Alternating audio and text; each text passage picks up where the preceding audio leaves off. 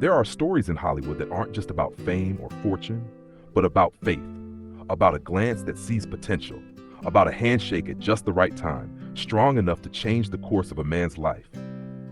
Let's go back to 1974, when a struggling actor named Sylvester Stallone and a rising TV star named Henry Winkler helped write one of the most touching, overlooked chapters in American cinema history. Stallone was broke, nearly homeless, and sitting on a curb outside a casting office in Hollywood. Clutched in his hands was a handwritten script titled Rocky, a story he'd written in just 3 days after watching the brutal boxing match between Muhammad Ali and Chuck Wepner. It wasn't just a boxing story, it was his story.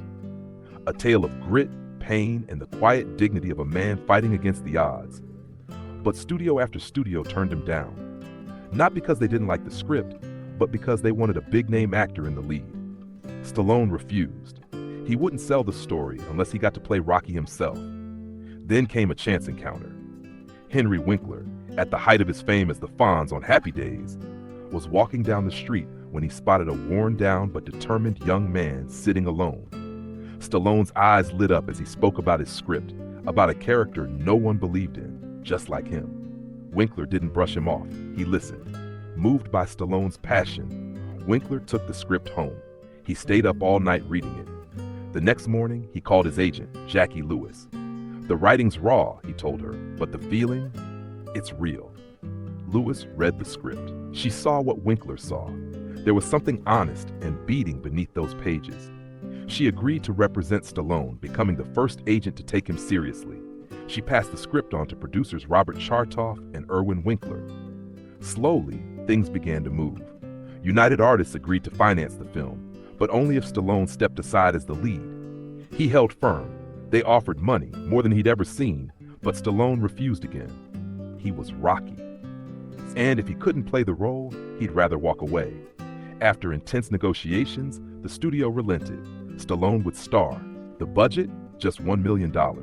Rocky premiered in 1976 and stunned everyone. It won 3 Oscars, including Best Picture. More than that, it became a cultural phenomenon, a modern fable about the underdog rising from the shadows. Stallone, who once had to sell his dog to afford food, was now a global icon. Henry Winkler never bragged about it. During an interview on the Arsenio Hall show, he simply said, "I thought the world needed to see what this man had in his heart." Years later, Stallone would say, "Henry didn't just open the door, he walked me through it. I owe him everything." After Rocky's success, Stallone was offered a role in the comedy The One and Only, but he turned it down. Instead, he suggested Winkler for the part. It wasn't a blockbuster, but it was a small, quiet gesture of gratitude. Henry Winkler has long been known for his kindness, not just his charm on screen.